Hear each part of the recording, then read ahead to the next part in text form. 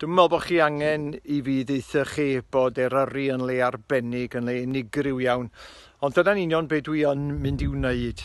Dwi wedi bod yn ymweld ag Eryri ers bod ni'n fachgen ifanc iawn, ta 3-4 oed, mynd am dro efo taid a nain, oedden nhw'n byw yng Nghaeathro yn ymyl Caernarfon, a dwi'n cofio mynd i'r chwareli efo taid, oedd o wrth I fodd mynd I fyny fan'na, deithau am hen straeon y bobl yn gweithio yna, rhai o'r hen chwedleuon hefyd, a hanes y bywyd gwyllt, rhedyn y chwarelwr, y pasli ffyn oedd yn tyfu'n doraeth ym mhob man, y fran goesgoch, mwy alchen y mynydd a'r hebog tramor, y geifr gwyllt, hanesion rhain I gyd. A dwi'n meddwl bod hi'n holl bwysig dim ots pwy ydyn ni, ysdyn ni'n byw yn Eryri, ysdyn ni'n ymweld ag Eryri, ysdyn ni'n feicwyr, yn ddringwyr, yn gerddwyr, bod ni yn gwneud ymdrech I ddysgu gymaint ag y gallwn ni am yr ardal, y bobl a'r bywyd gwyllt. A mae rhaid ni gofio hefyd Eryri nac I dim ond mynyddoedd ydi o.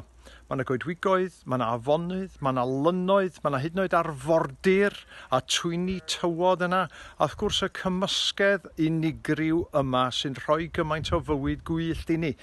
A mae'n bwysig bod ni'n gwerthfawrogi nid yn unig pethau prin iawn fel brwynddail y mynydd neu lili'r Wyddfa. Mae yna adar prin iawn, mae yna chwilen yr Enfys, mae hwnna'n brin ofnadwy hefyd. Ond dwi'n mwynhau y pethau falle chydig mwy niferus. Dwi'n mwynhau cerdded y mynyddoedd, y rhostiroedd a gweld pethau fel llafn y bladur, y bog asfodel. Dwi'n mwynhau gweld yr adar bychan fel Côr-Hedydd y Waun. Mae rhain I gyd I fi yn bwysig. A dwi'n grediniol dros ben. Os ydyn ni'n treulio amser yn Eryri, os ydyn ni'n dysgu mwy am yr ardal, yr ystyr tu ôl rhai o'r enwau, y chwedloniaeth, ydyn ni'n dysgu mwy am y bobl. Hynny gofio bod pobl yn byw ac yn bod yna, yn ennill bywoliaeth I ffwrdd o'r tir. Ydyn ni'n dysgu mwy am hwnna, dysgu mwy am y bywyd gwyllt.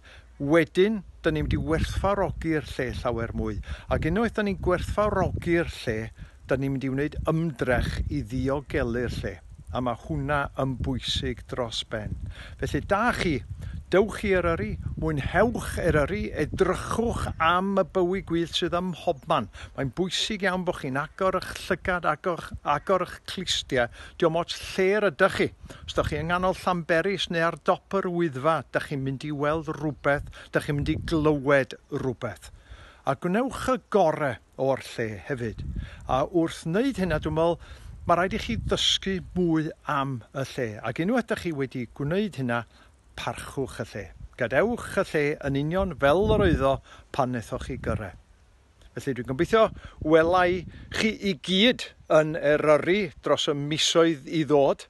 A hefyd dwi wir yn gobeithio bydd o dal yr un peth I mhlant I a'i plant nhw I fwynhau.